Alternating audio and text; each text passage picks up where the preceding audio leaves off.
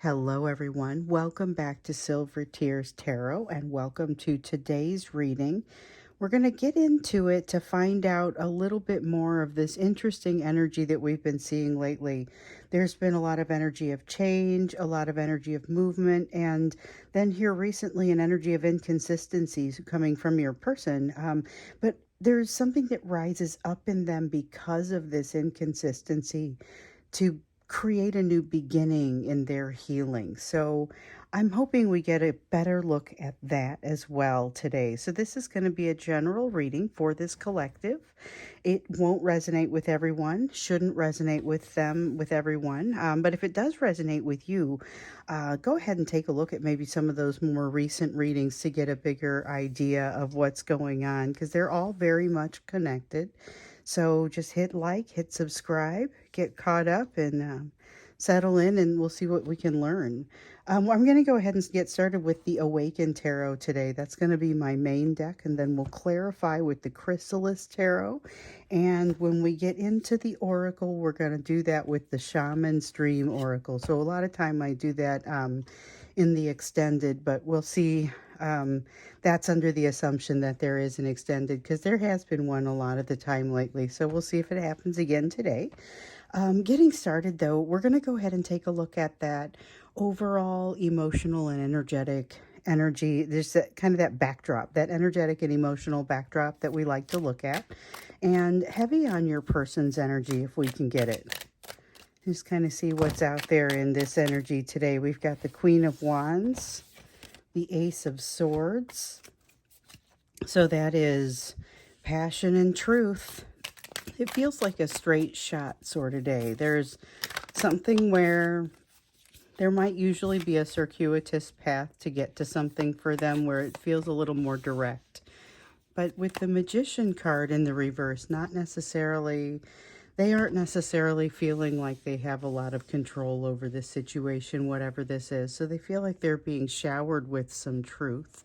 There is a little bit of a feeling of kind of unease about some of the truth. Some of it feels very uncomfortable, maybe a little bit disappointing, exposes some things for them that they're not quite ready to talk about, not quite ready to see. But I wonder if this passion sort of makes up for it. So this is a very active and, dare I say, communicative sort of energy coming out here. With the Magician card, again, though, it feels like they don't feel like they're in complete control of their situation, but I don't know that that stops them. I think this is an energy of movement and of making something happen, of, encouraging something to happen, it's got a very catalyst kind of energy in it. Let's see what we got here. So we want these two for sure. We'll start with the Mime, the Page of Spirals.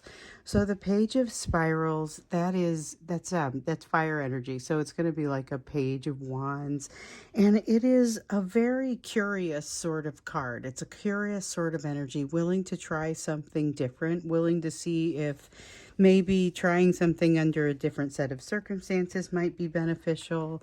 There is definitely this feeling of needing to stay, like this is almost a research sort of energy with the King of Scrolls. The Two of Mirrors has this, I'm not ready to partner up. I'm not ready to make a definite movement in a partnership direction. But the Ace of Stones here says basically they're afraid to walk through a door. They're trying not to complicate things for themselves. And I see that with that Eight of Scrolls that I put back there. So that was not necessarily to be part of the reading, but more of an honorable mention. If it wants to be here, we know it'll come back out. But basically that is them trying to keep complication and maybe even obligation out of their life at this time. So with the Ace of Stones in the reverse, that's not walking through that door that you generally leave open for them. Generally, you leave this door open for them. They walk through it, and that's kind of how this works. Now, they are not feeling like they can walk through it because they're not feeling like they're in a place where they can commit right now. We see that also with this Two of Mirrors. But with the King of Scrolls, it has them wanting to kind of understand a little bit more. So this is them almost using let me learn more about this as a defense mechanism. It has a little bit of that, but it also has a little bit of, it's got this feeling of kind of a tendency to want to keep you around because they know that they will want you to be there eventually. They know that you're going to, it's what we've heard about kind of keeping you in that holding pattern. And there goes that Eight of Scrolls that I just said would come back out if it was if it wanted to, and here it is. We've learned that. So if you watch this channel, you will have seen this before, because when I turn cards over, I have no idea how many it's going to be. I have no idea how many I'm going to use. I use them until I'm supposed to stop, or until I feel like I'm supposed to stop. And sometimes I get there and I think, ooh, I don't know if I was supposed to stop there, but I can trust if I put it back, it'll come back out if it needs to. So that's what this Eight of Scrolls is all about. And I talked about it as being an honorable mention, so maybe it's a stronger mention that, or a stronger kind of energy than that. But this was that energy of wanting to avoid the obligation and wanting to avoid things that become more complicated or things that feel complicated. That's what we get here with the Eight of Scrolls. Eight of Scrolls in the upright would be overthinking. And they do still have a tendency toward overthinking, but they're trying to avoid it, it feels like. They're not feeling ready to move forward, but what that implies is that they are going to want to move in this direction, but they're not feeling ready to do it right now. There's something in them that feels like they have to take this continued break, and it has to do with, again, that desire to kind of stay out of harm's way, to stay out of a sense of obligation. With the Nine of Spirals, that's like a Nine of Wands. Again, that fire energy. This is defensiveness, and this is a strong feeling of defensiveness that seems to be driving their actions. That's part of what I see here. So they're receiving this shower of truth. They're being showered with truth. They have all of this kind of passion, but don't feel like they can conduct the situation. They feel like they're in this really intense experience, but they can't make it go the way they want it to go. So there is, although there's this great curiosity, there's this unwilling to really engage, this unwillingness to really decide and kind of commit. They're just not feeling ready to commit. They're not willing to complicate things, and it has everything to do with this feeling of defensiveness, just not feeling like they can come forward with this right now, not feeling ready. This is a tough place for them to be. Let's see what I just dropped here. So I dropped the Four of Stones. They've got something they need to let go of, but it feels like what they need to let go of is a little bit more of like something that they consider to be a traditional sense of how things tend to work. So there is something that has to shift in their perceptions or in their values. And we've heard a lot about shifting values for them. This is potentially related to that. But there's something here that they have to allow to feel different for themselves before they're able to act different. That seems important. They need to be able to feel it differently before they can act differently. So not to say that they don't feel a certain way. They need to be able to kind of work. They need to get their mind wrapped around how that feels. Not just their heart wrapped around it, but also their mind. And that's part of what that King of Scrolls was about, because it was a little bit of a standoffish King of Scrolls. So let's look into this a little bit more. I mentioned there being energy of change, but also remember that they were they were pushing against the change. A lot of pushing against the change. Didn't want to be thinking about all these nostalgic memories that keep coming to them. They don't want to have the change that's coming. They don't want to have to navigate it. They don't want to have the emotions come to them. They would honestly rather just hide. You know, they say they're seeking balance, but I think what they're thinking, or what they're really wanting, is comfort. They're seeking comfort, and comfort and balance are not necessarily going to be in the same place. So here we have the Nine of Wands in the reverse as well. Okay, so we have the Justice card, the Death card in the reverse, and the Nine of Wands in the reverse.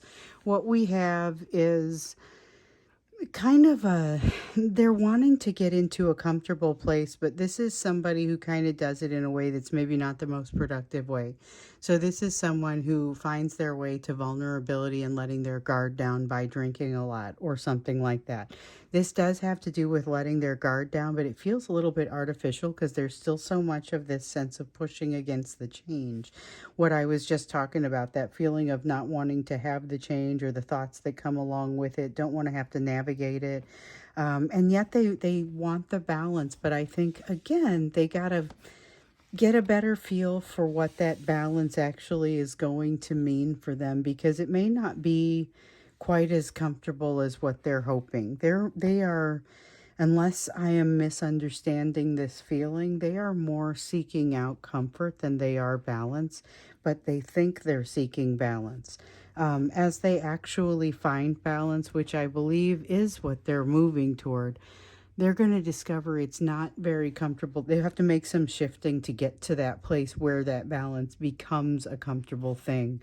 At this point, though, they're really kind of standing against that change and resisting as much as possible.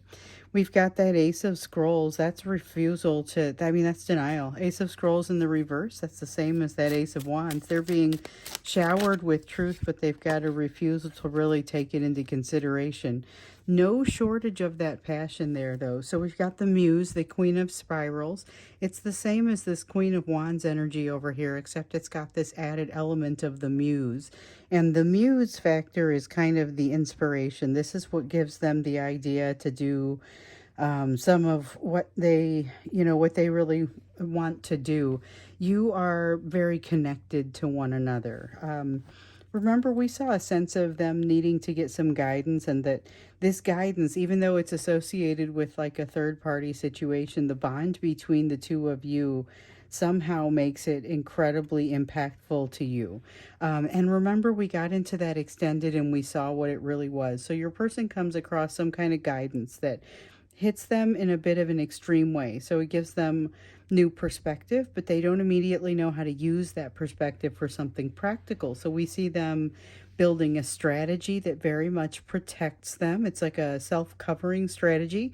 But in the background, they've already learned something important. They've also learned something that has given them a bit of a glimpse of being guided by love and a feeling of vulnerability. So this bond, it kind of gets revived. It gets a little bit shaken. I feel like this gets awakened a little bit here.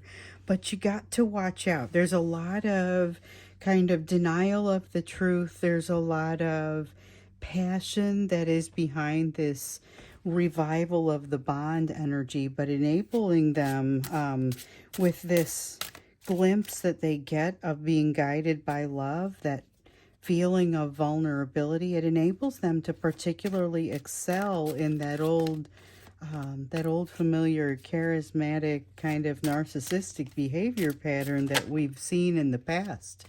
So they seem better because they are better, but they aren't all the way baked yet. So you may still find some fairly important limitations to their ability to function together with you. It's the sort of energy where they fill you with ideas and they make plans, but then they don't necessarily show up for those plans. They will go as far as to chase you, but they won't necessarily know what to do once they get there. And it's got this sort of awestruck energy there. It's like, it's got that energy again where when you talk with them, you're going to be able to tell that they mean what they say while they're saying it. But you've got to be really careful here. I would just say, remember, their intentions aren't bad. It's their ability to wield those intentions and their ability to make decisions based on how they feel. They're still very much working through that part. So with the Four of Mirrors, that's, I kind of wove that right into the way that this felt, because as the cards were coming out, it just sort of made it, okay, and then there's this, okay, and then there's this. So the Ten of Mirrors was the part where, just to kind of recap, that's the part where they are feeling like they're wanting to get closer to you, but they don't have a plan once they get there. And this is the overwhelmed, sort of awestruck sort of feeling that is coming out with it also. That comes out with the Four of Mirrors. Okay. Ooh. Yeah, there's definitely this feeling of them having made some changes. We know that they've made some changes based on just the way the readings have gone in the past, but we also know that they've got a lot of healing left to do. We've got the King of Spirals. So this is passion, but it's also very controlling. It's very wanting to do things their way, and there's not a lot of option. There's not a lot of opportunity to vary away from that.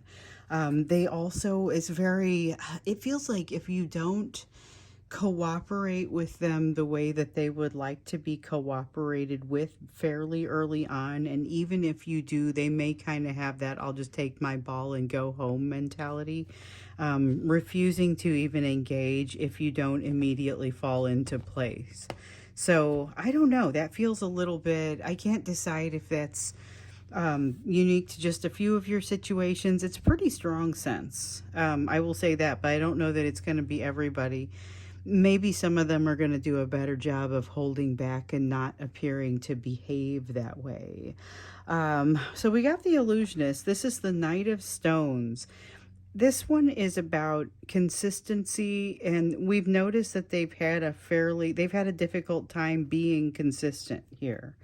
Um, and I don't feel like it's gonna feel consistent here either. I feel more as if it's going to, if you were to pan out and look at their overall trajectory, you would notice a certain consistency in a certain direction. But if you zoom back in and look closely at it, I don't get the sense that it feels nearly as consistent as all that.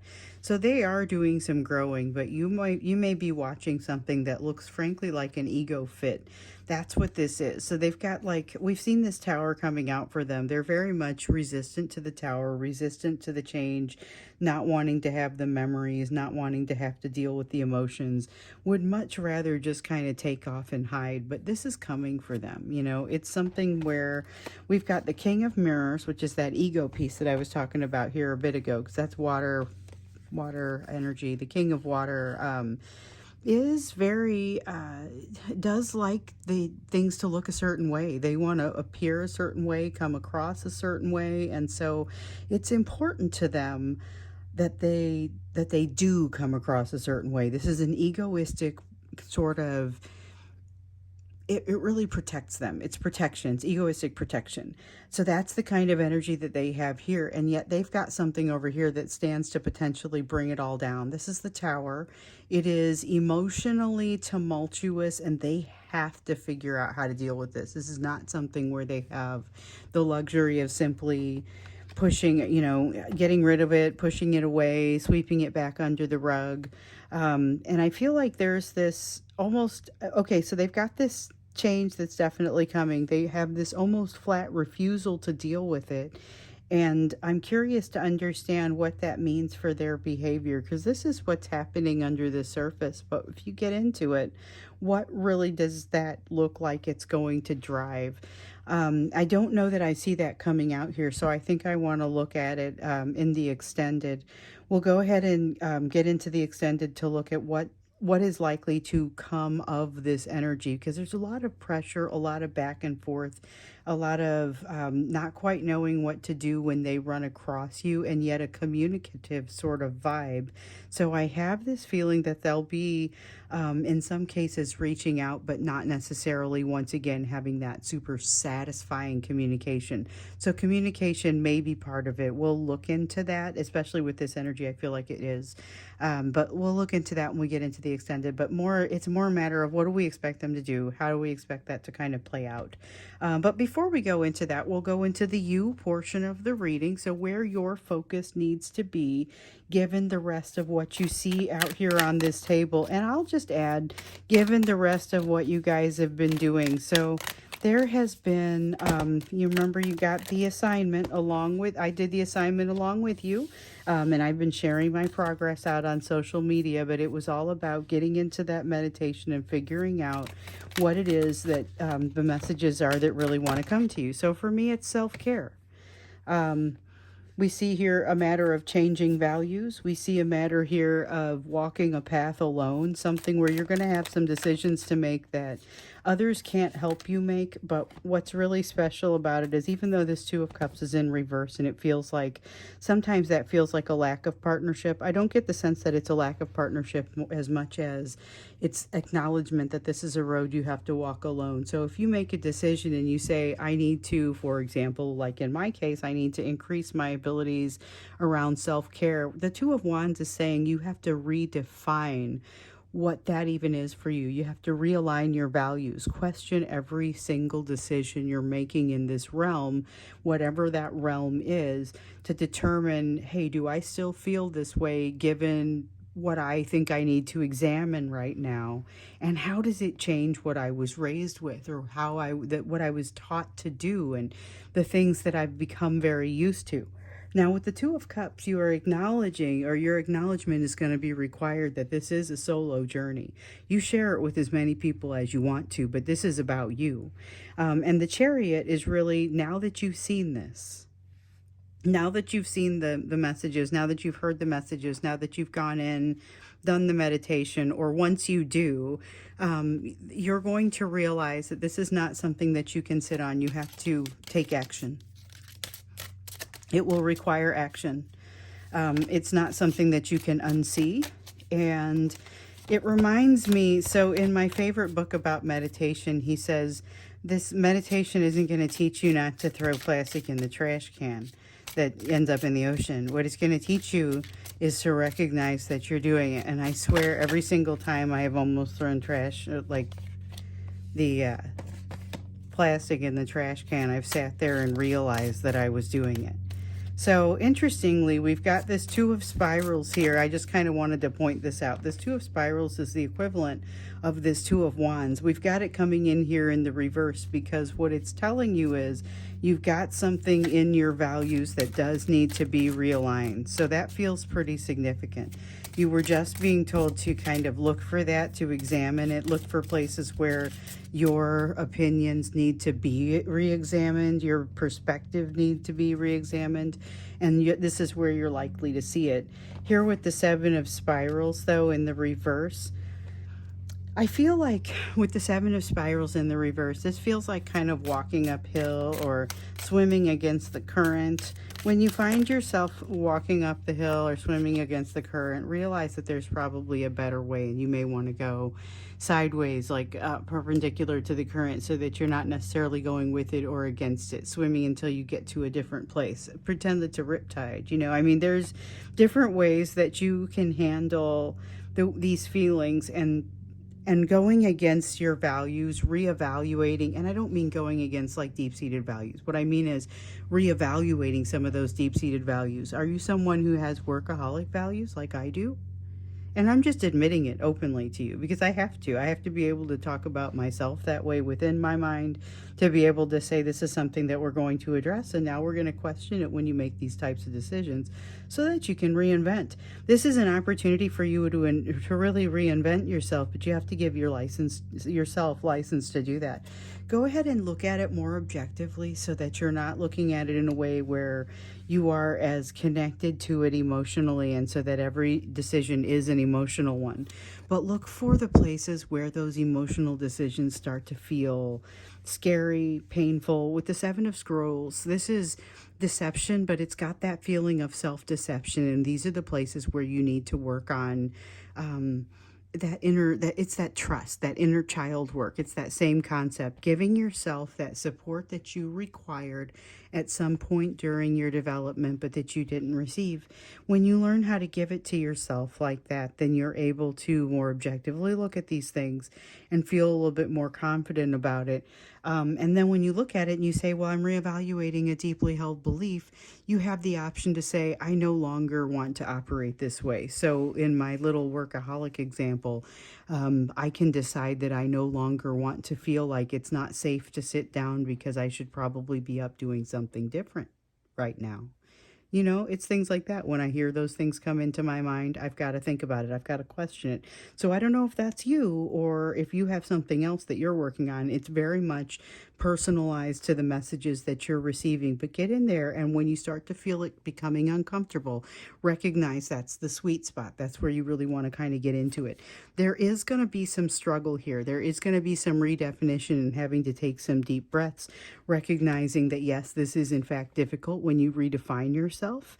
But you're going to have greater opportunities if you just kind of feel your way along, recognize the places where stay close to the meditation, and recognize the places where it feels like you just are moving in the right direction. So you're using a little bit of your intuition to do that. It's got that high priestess sort of feel to it, where you utilize your intuition to figure out what the best path forward for you truly is.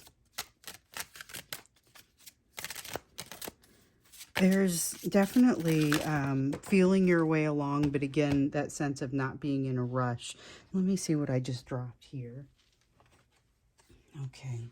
You have, well, here's that high priestess I was just talking about. But what's super exciting here is that the sun just came out. So the sun has come out to say, this thing that you're working on here is actually kind of a big deal in developing your happiness. It's really going to change your trajectory toward happiness.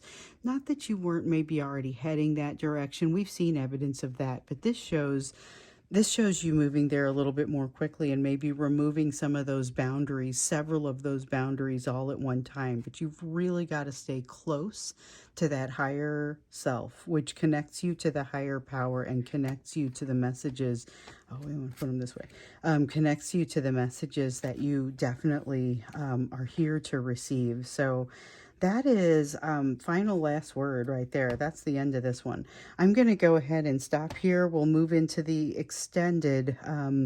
This is very much a follow your own path. Recognize that this is not a partnership, and yet you can do it in conjunction with everyone you know. I certainly am. I'm telling you guys about it. I'm telling the people around me. I'm going to change the way I live my life. It helps people hold me accountable. It helps me define it. And this will be helpful for you as well. You don't have to go quite as public with it if that's not the right path for you.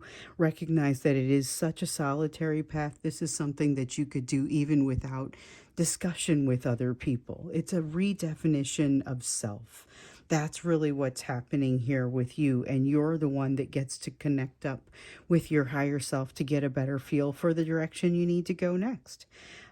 So we're going to get into the extended next, like I was saying, and we're going to take a look at what we're expecting from your person after what we've seen here. So a lot of pressure building for them, a lot of resistance to the change that is absolutely inevitably coming, and a lot of denial that they seem to want to try and push it away and not understand what balance really means, because it's going to require some adjustment for them to get there. So we'll look for their actions, anticipate their actions in the extended reading. The link is down below if you would like to go there. I would love to see you. Otherwise, I will see you again in the next reading.